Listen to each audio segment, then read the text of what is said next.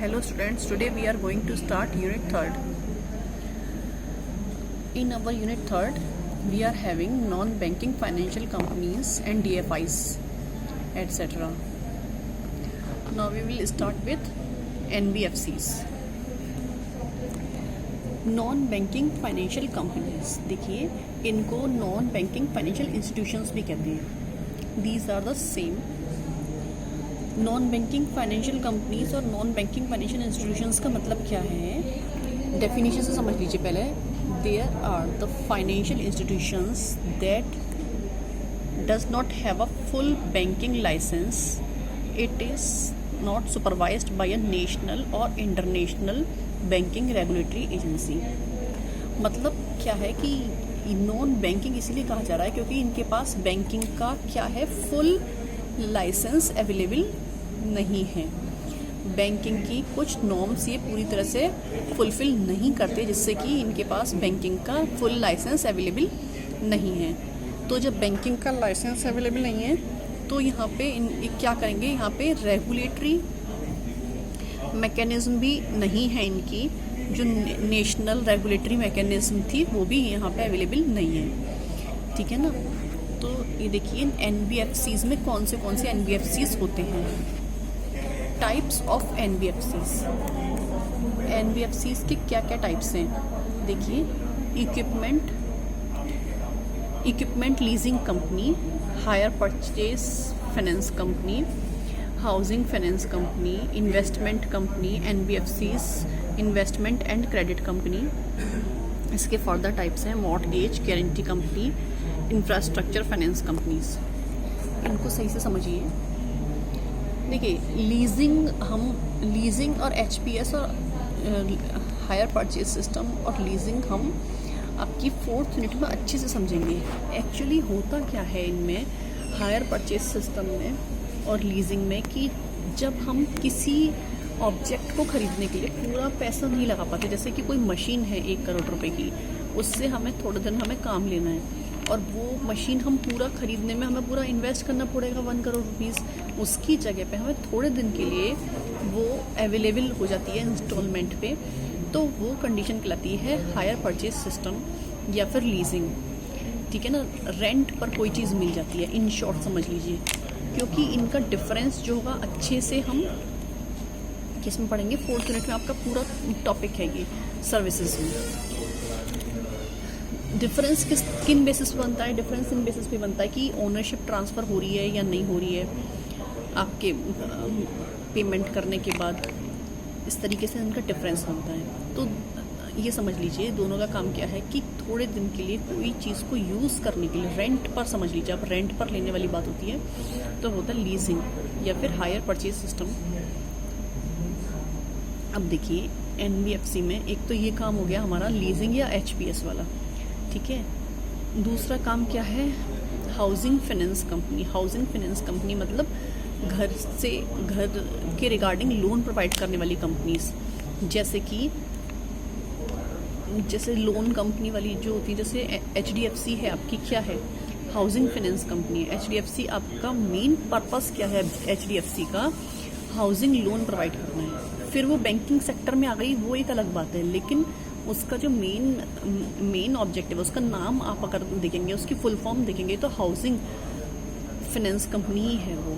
तो उसका main objective जो है वो वहीं से शुरुआत हुई थी उसकी, कि हाउस के लिए, घर के लिए फाइनेंस प्रोवाइड कराना.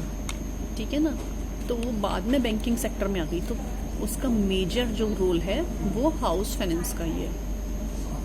इन्वेस्टमेंट कंपनी का मतलब होता है जैसे सिक्योरिटी एक्सचेंज वगैरह के जो ब्रोकर्स होते हैं, वो क्या हैं, ब्रोकर्स जो हैं जिसके थ्रू हम क्या करते हैं, स्टॉक मार्केट में एंटर करते हैं, डीमेट अकाउंट खुलवाते हैं और शेयर्स को ट्रेड करते हैं. तो वो क्या हैं, दीज आर इन्वेस्टमेंट कंपनीज. इनको क्या देते हैं, हम पैसा देते हैं और ये हमारे पैसे को फर्दर स्टॉक मार्केट में इन्वेस्ट करते हैं. तो ये इन्वेस्टमेंट कंपनीज हैं. देखिए NBFC investment and credit companies, यहीं पे हमने इसको हम इन्वेस्टमेंट और क्रेडिट के नाम से सेम भी कभी हमें मिल सकता है. तो इन्वेस्टमेंट का आपको समझ में आ गया. अब क्रेडिट को समझ लीजिए. क्रेडिट का मतलब है कि उधार देने वाली एनबीएफसीज। उधार देने वाली एनबीएफसीज मतलब क्या, कि वो नॉन बैंकिंग फाइनेंशियल कंपनीज जो कि हमें लोन प्रोवाइड करती हैं। तो किस तरह का लोन हो सकता है वो, एसेट फाइनेंस, एसेट से रिलेटेड भी फाइनेंस हो सकता है या फिर सिंपल लोन भी हो सकता है, ठीक है ना। तो ये क्रेडिट भी प्रोवाइड हमें करती हैं एनबीएफसीज। किन किन फॉर्म में, एसेट, किसी एसेट को फाइनेंस कराने के फॉर्म में भी करा सकती हैं, या फिर सिंपल, कोई ज़रूरी नहीं है कि कोई चीज़, कोई particular asset for the business को फाइनेंस ही कराएं,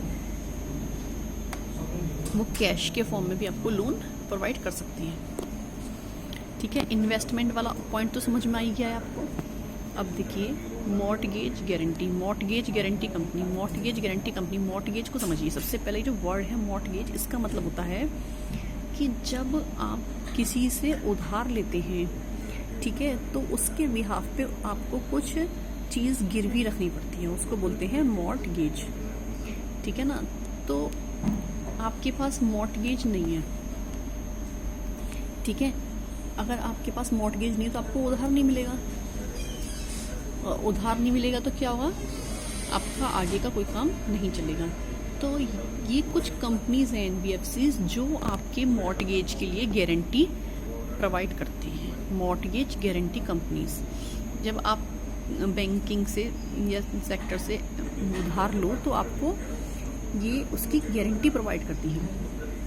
अब इसका ऑब्जेक्टिव क्या है, इसका ऑब्जेक्टिव ये क्या है कि लेंडर जो होता है, जो बैंक हमें उधार देने वाला है, उसकी रिस्क को ये कवर करती है। इन केस सपोज जैसे मैंने उधार लिया तो मुझे बिना उसके सिक्योरिटी मनी के उधार नहीं मिल रहा, तो मैंने क्या किया, किसी एनबीएफसी से, मॉर्टगेज गारंटी कंपनी एनबीएफसी से वहाँ पे जाके उधार की गारंटी, मॉर्टगेज गारंटी कंपनी से कांटेक्ट करके गारंटी ले ली। अब क्या हुआ, इन्होंने भी कुछ, इनकी भी टर्म्स कंडीशंस होंगी, उसको भी मैंने फुलफिल किया होगा। ऐसा तो है नहीं कि कोई किसी को भी लोन दे देगा। तो जब कंडीशंस फुलफिल मैंने कर दी, उसके बाद मॉर्टगेज कंपनी ने मुझे उधार दे दिया। फिर अगर मैं डिफ़ॉल्टर हो गई, ठीक है, अगर क्या हुआ, पैसा मैं रीपे नहीं करना चाहती हूँ या नहीं कर पा रही हूँ, तो उस केस में ये मॉर्टगेज गारंटी कंपनी जो है, ये अपने साइड से उस बैंक को जहाँ से मैंने उधार लिया उसको पे करेगी, ठीक है ना। तो इसका ऑब्जेक्टिव क्या होगा कि is to mitigate the risk taken by the lenders. जो उधारदाता हैं उनकी रिस्क को इससे कम किया जा सकता है, लेकिन इनको भी तो कुछ फ़ायदा हो ही रहा होगा, है ना। तो मेन बात ये है कि ये भी बिना बात के मॉर्टगेज नहीं प्रोवाइड करेंगे, इनका जो भी है इनका भी इंटरेस्ट रेट होगा। तो देखिए नेक्स्ट फंक्शन देखिए, infrastructure finance company. Infrastructure finance company मतलब जैसे कि इंफ्रास्ट्रक्चर डेवलपमेंट के लिए फाइनेंस, ये लोन प्रोवाइड करने वाली कंपनी है। जैसे कोई रोड बन रही है या फिर कोई मॉल बन रहा है, उसके इंफ्रास्ट्रक्चर के डेवलपमेंट के लिए जो फाइनेंस कंपनी है वो इंफ्रास्ट्रक्चर फाइनेंस कंपनी कहलाएगी।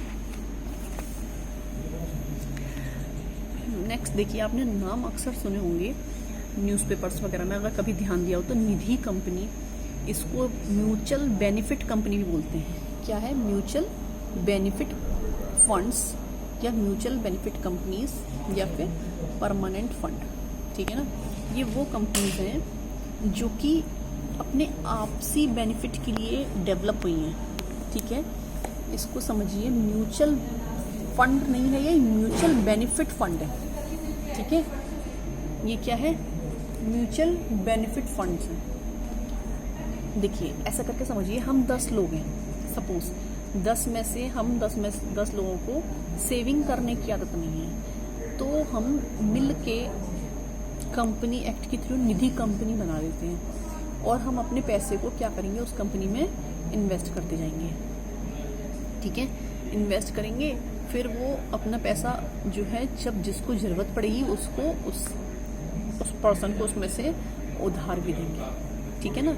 तो यहाँ पे जो वन थिंग यहाँ पे जो सबसे ज़्यादा इम्पोर्टेंट है वो है मेंबर्स, ठीक है ना। इसको डेफिनेशन समझिए, their core business is borrowing and lending money between their members. ठीक है, ये हर किसी को लोन प्रोवाइड नहीं करता है, हर किसी को डिपॉजिट भी नहीं प्रोवाइड करता है।